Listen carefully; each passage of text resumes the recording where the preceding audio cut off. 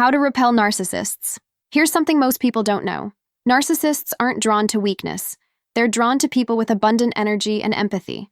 If you've ever wondered why they seem to target you, this is why. Today, I'll show you how to reverse that magnetic pull so they naturally drift away. Stick around for the last tip. It's the one that finally gives you the upper hand. 1. You respond with short silences after their big stories. Narcissists thrive on reaction, gasps, applause, even envy. When they drop a dramatic tale or exaggerated achievement, most people fill the space with praise, not you. Instead, you leave 3 beats of quiet, then say something small like, or interesting. It doesn't insult them directly, but it starves them of the energetic high they were chasing. To them, it feels like throwing a party and having the crowd stand there with blank faces. They'll feel strangely exposed, like a magician whose trick didn't land, and they'll start looking for a more enthusiastic audience somewhere else. 2. You stay unpredictable with your availability. Narcissists study patterns like hunters track prey. If they know you always answer texts instantly, always agree to last-minute plans, they'll tighten their grip. But when you're sometimes available and sometimes not, without explanation, they lose that control. It's not about playing hard to get. It's about making your schedule untraceable, like a radio signal that keeps cutting out. Soon they'll find you difficult to manage, and managing people is their favorite game. Take that game board away, and they'll quietly fold. 3. You don't mirror their energy, you slow it down. When a narcissist rants, brags, or flirts intensely, they're trying to pull you into their pace. Most people match that energy without realizing it, like a dance partner swept onto a faster beat. But when you deliberately move slower, speaking calmly, blinking deliberately, even sipping your drink mid-chaos, you set a rhythm they can't quite sync with. It subtly signals, you don't lead me.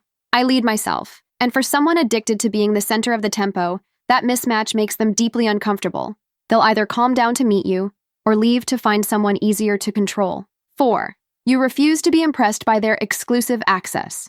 Narcissists love dangling shiny privileges. The cool club they got into, the celebrity they met, the special inside joke only you and they share. Most people take the bait, reacting with awe. Instead, treat their exclusive world like a hotel lobby you've walked through 100 times.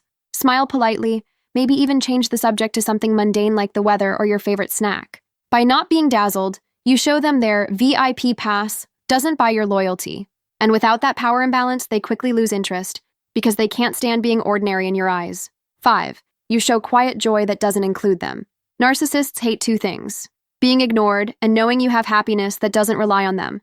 When you light up over a personal hobby, laugh to yourself at a private joke, or speak passionately about a goal they can't touch, it unsettles them. Why? Because it proves you have a source of energy they can't control or steal. They'll try to poke at it, maybe belittle it, maybe demand to be included, but when you calmly protect that joy, refusing to explain or justify it, they feel like a thief locked outside a glowing house. Soon they'll wander off to find a door they can actually break into. 6. You end interactions on your terms, even mid-conversation.